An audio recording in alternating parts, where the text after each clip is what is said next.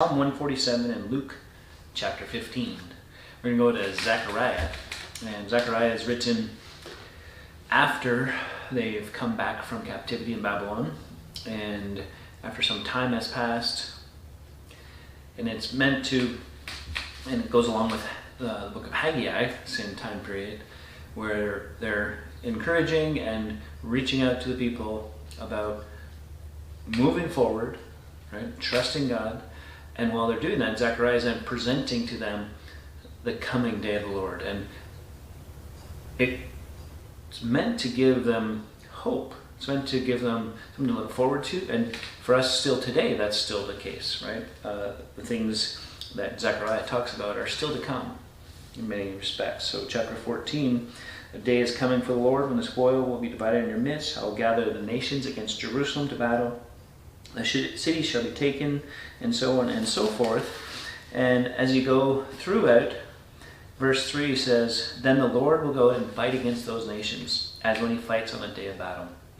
On that day, his feet shall stand on the Mount of Olives that lies before Jerusalem on the east, and the Mount of Olives shall split in two from east to west by a very wide valley, so that one half of the mount shall move northward and the other half southward.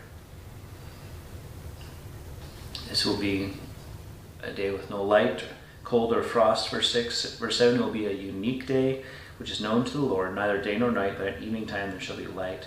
And on that day, living water shall flow out from Jerusalem, half to the eastern sea and half to the western. It shall continue in summer as in winter, and the Lord will be king over the earth. And on that day the Lord will be one, and his name one. And I'm going to continue to talk about that day and what happens.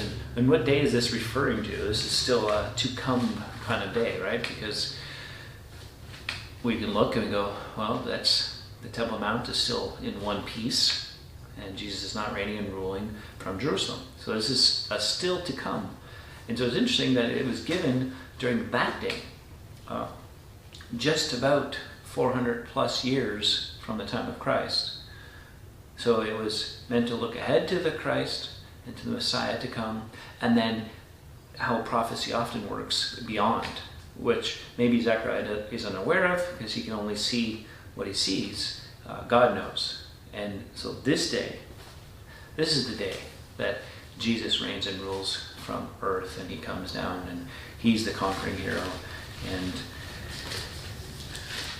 what's significant about the reminder that this brings to and for us is that one day God will make all things right. He will reign and rule. And it also reminds us he's not done with Israel. And he's going to return to Jerusalem. And so we should continue to pray for the peace of Jerusalem. We should pray that they'd be protected and they'd prosper. And that in all of that, Jews would turn to Christ. And then in and for ourselves, as we think about that day, what's it to do for us as we live in this day? Well, I think what it does is reminds us that this is not how it's always going to be.